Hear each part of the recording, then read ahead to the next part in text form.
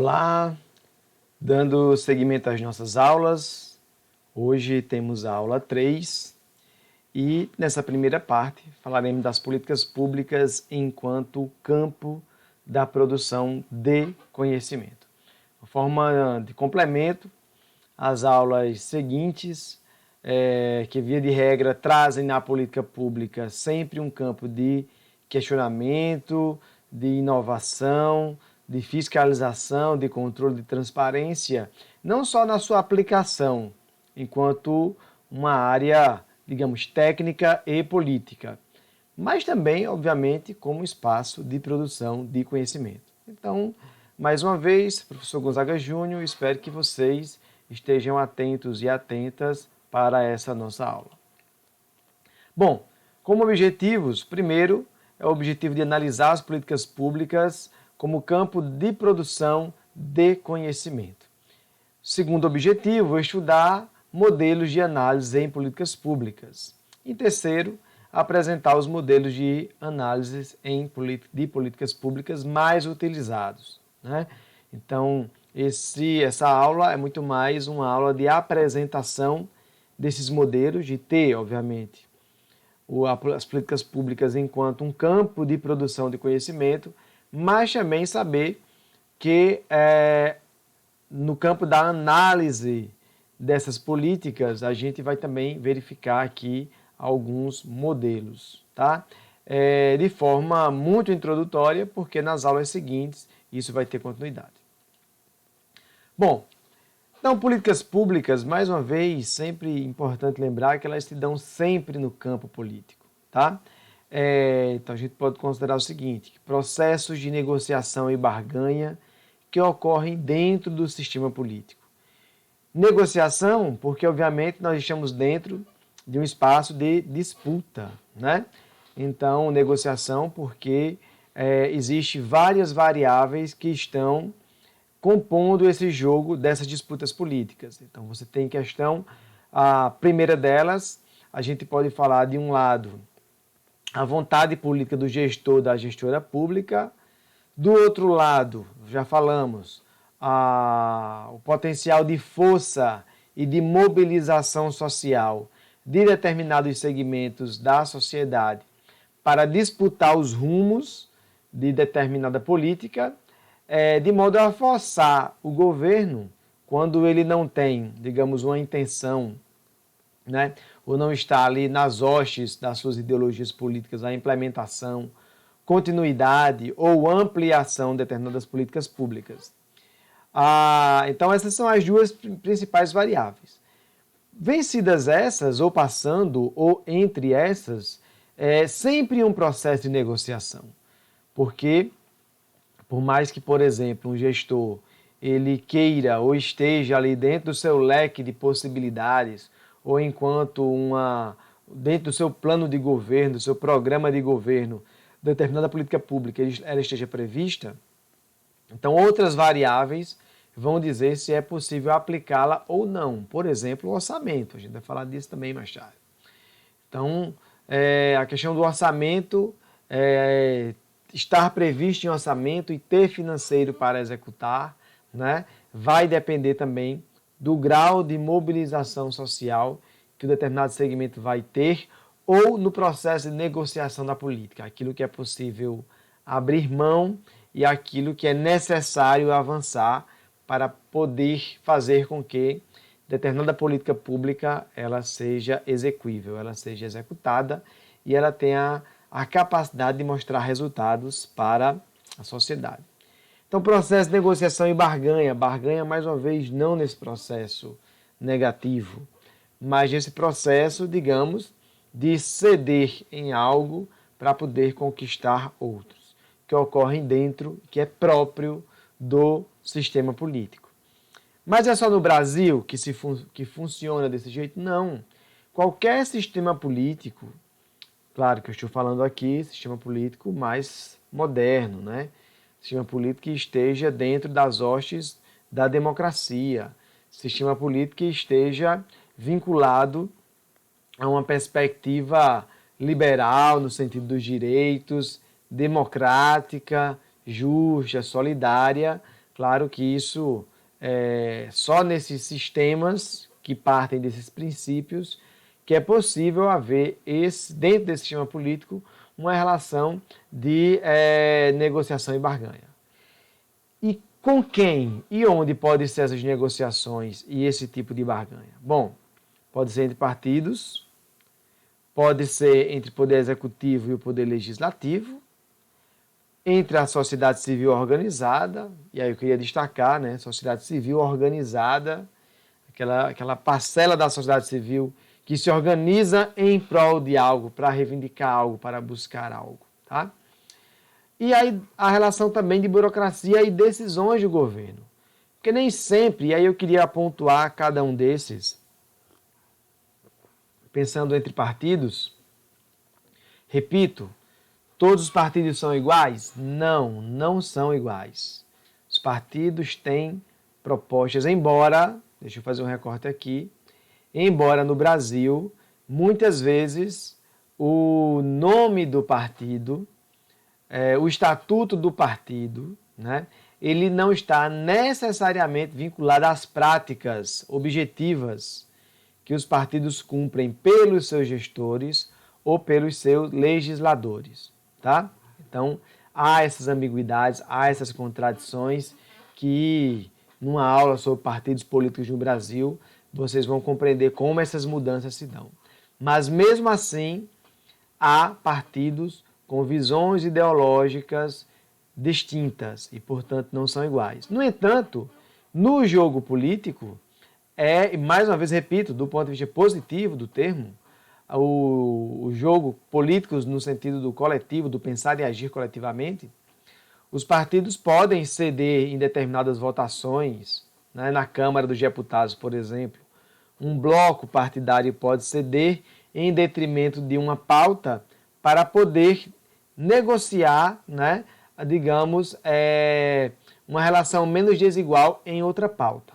Lembrando que, via de regra, o Congresso ele se divide em várias bancadas, né? A bancada do governo, a bancada governista, a oposição, as minorias, os ruralistas, a bancada evangélica, a bancada da bala, a bancada do boi, por exemplo. Então, tem essas bancadas que se formam e, sim, são dessa forma que eles se colocam no Congresso. Então, o Poder Executivo e Legislativo, sempre numa relação que vou trazer em uma aula seguinte, né? Que os poderes eles são interdependentes e autônomos, tá? Interdependentes e autônomos. Então, embora tenha ou seja possível trabalhem junto, necessariamente um não impede o outro. Então, você tem ações do executivo que necessariamente não precisa do legislativo para que se execute. Mas como é função do executivo, do legislativo, fiscalizar o executivo, né, é função dos deputados e senadores fiscalizar o presidente, por exemplo, então muitas vezes faz-se necessário que determinados acordos sejam feitos ou para garantir a governabilidade do executivo ou para garantir que o legislativo também tenha autonomia. Esse é um ponto fundamental. São interdependentes e autônomos.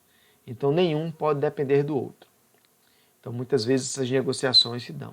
Sociedade civil organizada, já falei, quando ela pauta com seu poder e força de organização, né? E a burocracia do governo frente às decisões políticas. Bom, sempre lembrar que uma estrutura, pegando aqui na segunda parte, né? A estrutura do sistema político, nós partimos aí de uma ideia de um sistema partidário, multi e bipartidarismo, né? No nosso caso é multipartidarismo, né? Já fomos bipartidaristas na período da ditadura militar, mas hoje nós somos multipartidaristas, então existem vários partidos. O sistema eleitoral, proporcional e majoritário, né? Proporcional, onde de forma proporcional as câmaras legislativas são eleitas, e a majoritária, que é o executivo e, no caso, o Senado também. As estruturas legislativas, que elas podem ser bicameral ou unicameral. E o que seria isso? No Brasil, na União, nós temos uma dimensão, né, federal de um sistema bicameral, ou seja, nós temos duas câmaras legislativas, o Senado e a Câmara dos Deputados. Nos estados já é unicameral, né? Nós só temos a Assembleia e nós temos no estado e a Câmara dos Vereadores nos municípios, ok? E uma estrutura governamental que ela pode ser unitária ou federalista. No caso do Brasil, nós somos federalistas, né? Existe uma federação de estados que se organizam e que se subdividem. Inclusive, é importante depois vocês terem conhecimento sobre o Pacto Federativo, porque numa política pública, repito, é o Pacto Federativo que define os papéis de quem executa, por exemplo, a nível federal, a nível estadual e nos municípios. Embora haja muita parceria ou correlação nesse sentido, tá? Vamos continuando. Então, políticas públicas, vamos partir aqui de uma definição simplista, embora nós já tenhamos comentado sobre outras definições em aulas passadas, né? Trazer aqui uma definição simplista para poder problematizar um pouco. A definição mais conhecida e mais sucinta é a de Thomas Dye, onde ele vai descrever e dizer que políticas públicas como o que o governo escolher fazer ou não fazer, né? O que o governo escolher fazer ou não fazer. É repito, uma definição bem simplista, porém, embora seja aquilo que o governo decida ou não fazer, executar, né? Ela vai depender de várias variáveis, repito, mobilização social, controle social, transparência, dentre outras. Então, essa definição é talvez simples, ampla demais, mas captura claramente a ideia de que o agente do processo de produção de políticas públicas é o governo. Então, quando estamos falando de políticas públicas, necessariamente estamos falando de que é aquilo que o governo vai ou não fazer, vai ou não executar, tá? Então, não tem como pensar política pública sem a gente pensar a estrutura governamental, ok? Então, que isso fique bem claro. Também destaca o fato de que as políticas públicas envolvem a escolha por parte do governo de fazer algo ou não. Repito, várias variáveis, várias questões estão em torno dessa possibilidade. Um viés ideológico trazido pela dimensão política partidária do gestor ou do partido, ou do segmento, ou do campo em que esse gestor está envolvido, né? A dimensão orçamentária, a dimensão financeira, ela também é definidora, né? Mais uma vez, o nível de organização da sociedade civil em poder pressionar, né? É importante lembrar que nenhum direito social, por exemplo, ele é conquistado, digamos, pela mera ou tão somente pela benevolência dos poderosos. Os direitos sociais, via de regra, eles são conquistados a partir ou depois e com muita luta social. E essa luta social, a gente pode entender ela das mais variadas formas. Elas podem se dar no campo legal, no campo da estrutura burocrática, mas muitas vezes essas lutas sociais elas se dão por vias não institucionalizadas, tá, gente? É importante lembrar. E o que seria isso, professor? Vias não institucionalizadas. A greve não que é legal, né? A greve é algo legal, mas em algumas categorias, né? Por exemplo, os militares eles não podem fazer greve, tá? É ilegal militar fazer greve. Bom, mas as mobilizações de rua, fechamento de BR, protestos, né? Tudo isso são vias não institucionalizadas, ocupações de espaços públicos, embora haja uma discussão sobre isso, né? Muitas vezes, quando o cidadão ele ocupa um espaço público, isso não é invasão, isto é ocupação. Então, um termo até definidor que difere, porque se aquele espaço é público, ele está lá para servir e ter uma função pública, portanto. Pois bem, então políticas públicas como campo do conhecimento. aqui para a gente primeiro amadurecer essa ideia de forma breve. Essa aula é uma aula mais rápida, mas tinha aqui as políticas públicas como campo do conhecimento, a entender o seguinte, que política pública, o campo do conhecimento que busca ao mesmo tempo colocar o governo em ação e ou analisar essa ação. E, quando necessário, propor mudanças no rumo ou curso dessas ações. Então,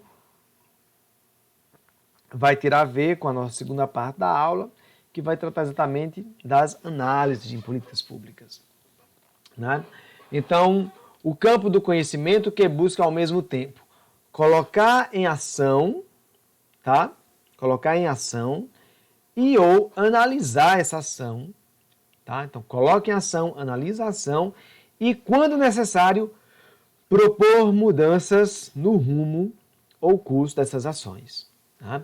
Repito, obviamente, isso vai depender muito do grau de uma perspectiva democrática que determinado governo dá às suas políticas públicas. Né? Nesse início do século XXI, nós tivemos grandes experiências democráticas que foram implementadas, porém, digamos, o viés cultural na perspectiva educacional de uma apropriação, isso não houve.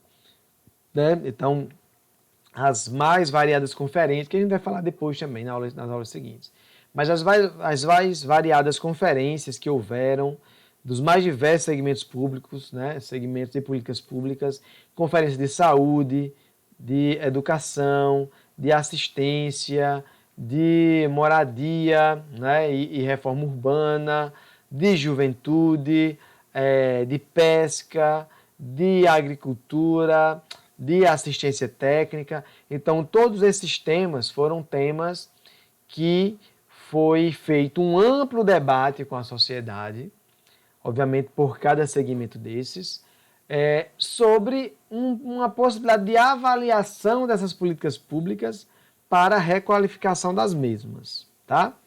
Então, e isso se dando nos níveis municipais, estaduais e nacional. Então, praticamente todas as cidades do Brasil, ou territórios, a depender do grau de organização local, realizavam conferências, né, para discutir e avaliar essas políticas públicas desse segmento específico. Eram eleitos delegados e delegadas para a conferência estadual ou para as conferências estaduais no país inteiro.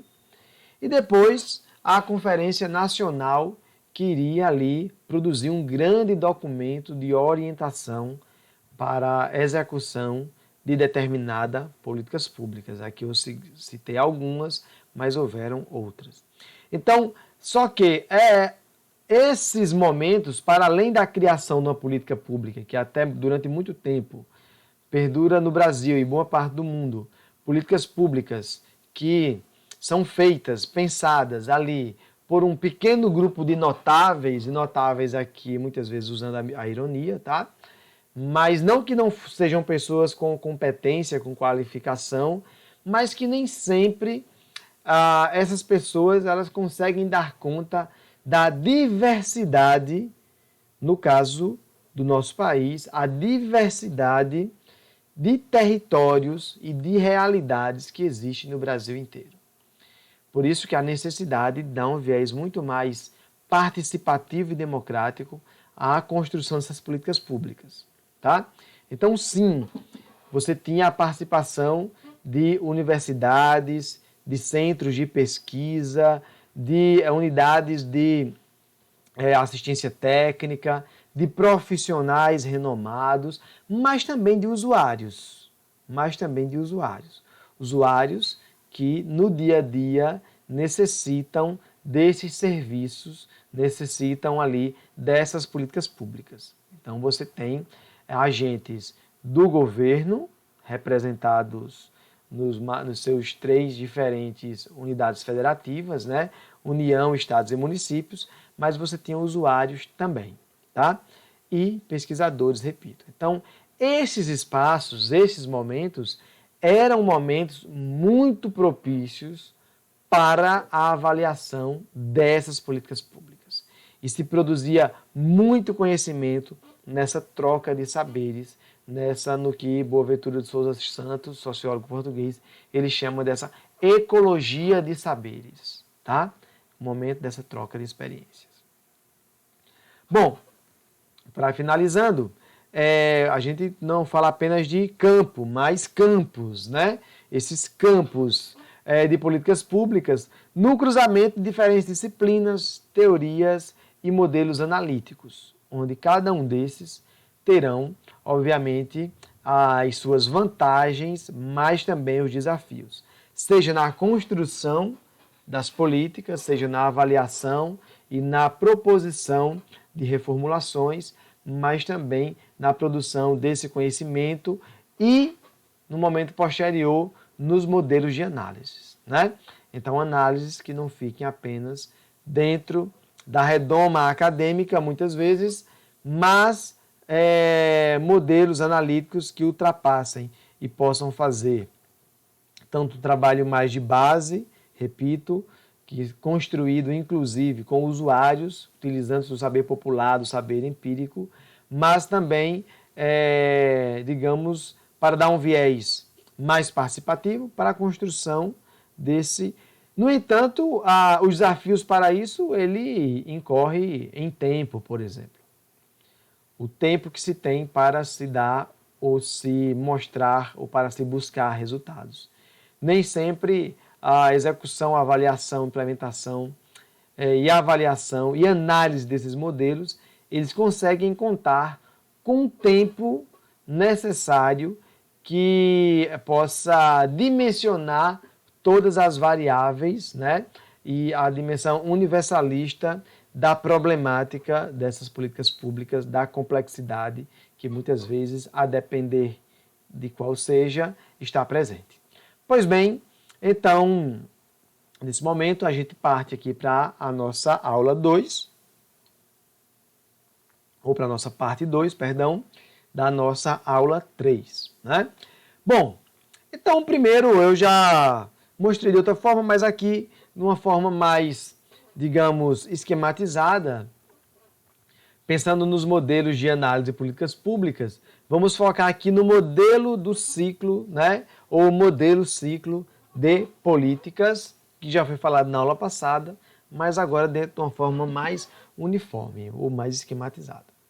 Então, seria sim um modelo mais tradicional, baseado em estágios ou ciclos, por meio dos quais o desenvolvimento de qualquer política poderia ser explicada. A primeira versão, que foi a versão proposta por Harold Lassell, em 1950, né? Ela é retrabalhada e posteriormente aí por vários autores que mudaram, que reformularam, mas aí a gente teria que trazer, digamos, outras dimensões. Mas o que eu queria, como a gente já falou em momentos na aula anterior, possivelmente, o momento inicial, ele se dá a partir da agenda, né? Ou seja, todo aquele processo de disputa social para que determinado tema de determinada política pública ela entre na agenda do governo. Que o momento posterior dessa agenda é o momento exatamente da formulação, né? Ou seja, busca-se ali as várias variáveis que dê fundamento, que dê subsídio, que diga que determinado tema, determinada política, ela tem a capacidade de ser execuível, tá?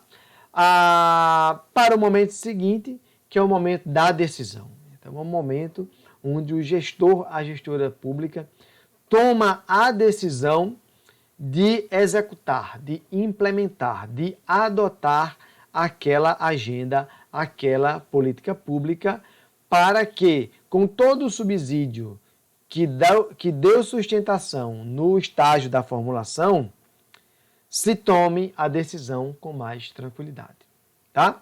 Bom, tomada a decisão é o momento da implementação, que a depender do grau de complexidade, né, e digamos a dimensão a qual essa política pública vai atingir, ela vai ser implementada com o devido tempo, repito, a depender do nível de complexidade para sua execução.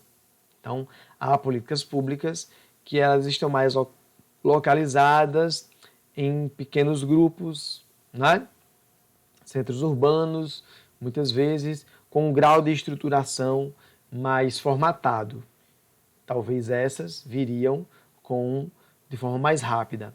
Ou, por exemplo, quando um determinado sistema ele já é ou já está pronto e montado, onde uma determinada política pública ela vem apenas de forma complementar, né? A se complementar porque já vai chegar numa estrutura já pronta. Então fica muito mais fácil da sua implementação. E o momento seguinte é o momento da avaliação dos resultados, né?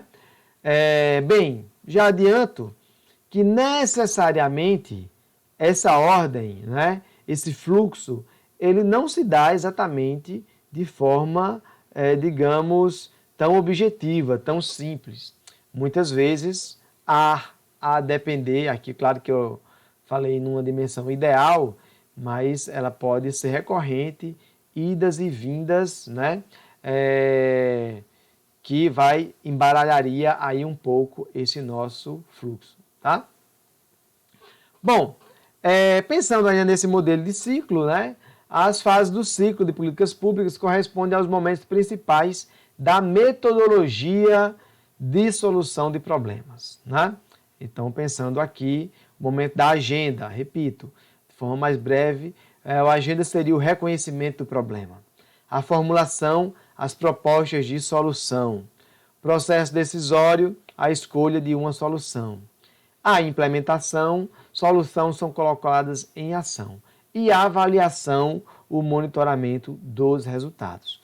Então, de forma mais breve, complementando um pouco o que já tinha falado antes, mas a gente poderia depois preencher esse quadrinho, né, de uma forma mais complexa do que simplesmente está aí. Bom, pensando ainda nesse modelo de ciclo, né, existem algumas limitações do ciclo de políticas, tá? Que limitações seriam essas? Primeiro, a análise de cada estágio, separadamente, pode levar o pesquisador a negligenciar o processo como um todo. Então, a armadilha de se ter, no processo de análise por estágio, né, um olhar mais isolado, um olhar mais pontual, onde se corre o risco de não perceber, de não entender a política dentro de um processo mais sistêmico, dentro de um processo mais complexo. Tá? Depois, a sequência de estágios descreve imprecisamente o funcionamento de uma política, né? Então, exemplo, a implementação que afeta a agenda, por exemplo, tá?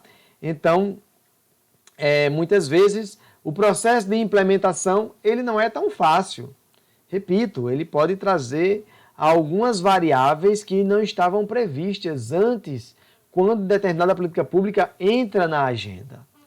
O processo de execução, ele é um processo mais difícil. A implementação, ela é mais difícil. Ela requer estudos técnicos, viabilidade técnica, viabilidade econômica, né? Capacidade de ser executada, né? Então, a dimensão dos profissionais qualificados. Então, muitas vezes, a demora na execução de uma determinada política pública, né? Ou a fase da sua implementação, melhor dizendo, pode afetar na dimensão da agenda política, tá? E aí, por isso que, repito, aquele fluxo ele não é tão bonitinho, ele não é tão exato. Outro é que o modelo fortemente legalista, quando podemos observar múltiplos ciclos interativos envolvendo diferentes propostas em diversos níveis governamentais. Exemplos, ativistas atuando junto a parlamentares no Congresso, na implementação a nível local, estadual e na avaliação de programas. Então, quando muitas vezes, a depender do tema, você pode enfrentar um alto grau de legalidade, de legalismo, que pode ser fortalecido com as burocracias ou o lobby que é feito junto ao Congresso, junto aos gestores públicos. Tá, professor, isso é ruim? Necessariamente não.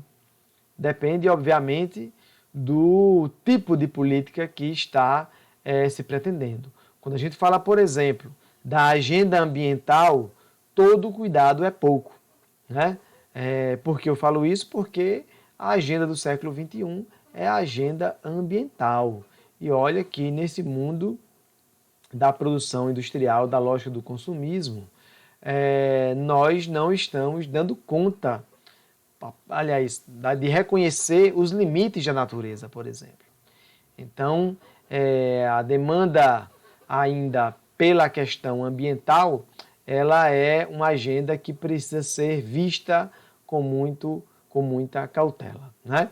Então, nada é pouco, ou digamos, ou tem menos importância quando a gente está falando desse item específico. Bom, entendendo que a política, né, é guiada por valores e não por fatos ou dados, vamos entender o que eu estou querendo dizer com isso, né? A política ela não é algo técnico, tá, gente? Ela não é algo, mais uma vez, neutro, absoluto, tão somente científico. A política ela é dada por valores, né?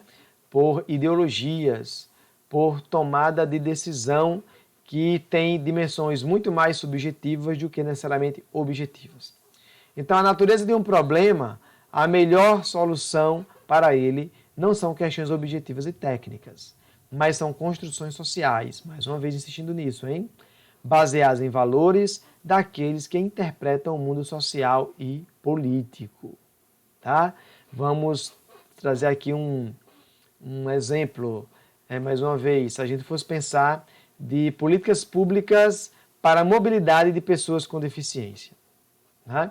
Se a gente tivesse numa agenda tão somente econômica e técnica nesse sentido, né, pautado apenas por isso, a gente poderia dizer que não seria importante ou necessário criar equipamentos que garantam a mobilidade de pessoas com deficiência, porque poderia usar o argumento das questões financeiras, né? O custo é alto, os resultados econômicos não compensam, mas como isso é uma decisão política que está atribuída a valores, a gente poderia tomar a decisão de dizer, olha, na perspectiva de uma inclusão de verdade, sim, independente do custo financeiro disso, é fundamental que pessoas com deficiência participem da vida social, política, cultural, educacional da sociedade, né? Então, por isso que uma decisão política ela não é meramente técnica, ela está guiada também por valores, por ideologias, tá?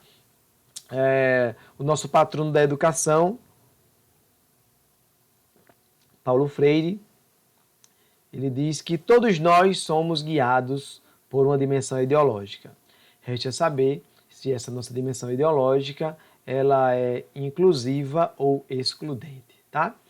Aqui eu listo alguns modelos recentes, né, de análise em políticas públicas que depois vocês podem pesquisar. A gente vai citar algumas em momentos futuros, mas fica aqui também o termo com material junto com vocês para depois uma pesquisa. Bem, enquanto forma de organizar o conhecimento e a pesquisa no campo de políticas públicas, o ciclo de política foi um marco importante para o desenvolvimento da área. Tá? Modelos recentes de análise de políticas públicas, modelos pós-positivistas, também chamados pós-modernos, pós-empiricistas, pós-estruturalistas, pós-positivistas e abordagens centradas em ideias. São vários modelos que depois podem ser pesquisados e que a gente vai também tocar em algum momento das nossas aulas. Alguns questionamentos aqui que vão ficar para vocês. Primeiro, existem modelos de análise que consigam verificar todas as variáveis de uma política pública, obviamente? Quais as variáveis devem ser priorizadas? As qualitativas ou as quantitativas? Que outros modelos de análise em políticas públicas de avaliação vocês conhecem? E aqui uma conclusão, lembrando sempre que a área de políticas públicas é um campo novo, plural, em transformação, no plano internacional e no Brasil, que tem muito a oferecer em termos de perspectivas teóricas, algumas ainda inéditas no país, para a compreensão da ação governamental suas estruturas e processos decisórios. Área fragilmente institucionalizada do ponto de vista acadêmico, mas em expansão. A crescente oferta de cursos de graduação, pós-graduação, estruturação de carreiras profissionais no governo federal e em diversos estados, incluindo São Paulo e alguns municípios também, né? São Paulo, aqui destacar São Paulo, destacar o Distrito Federal, destacar o Rio Grande do Norte, embora a maior parte dos estados já tenham cursos de graduação em políticas públicas, mas alguns estados também estão vinculados aí a programas de pós-graduação como o nosso, mas também alguns com escolas de governo, com uma dimensão acadêmica, digamos, muito mais estruturada, tá? Eu fico aqui com vocês, agradeço mais uma vez a atenção, fiquem bem, nos encontramos na próxima aula.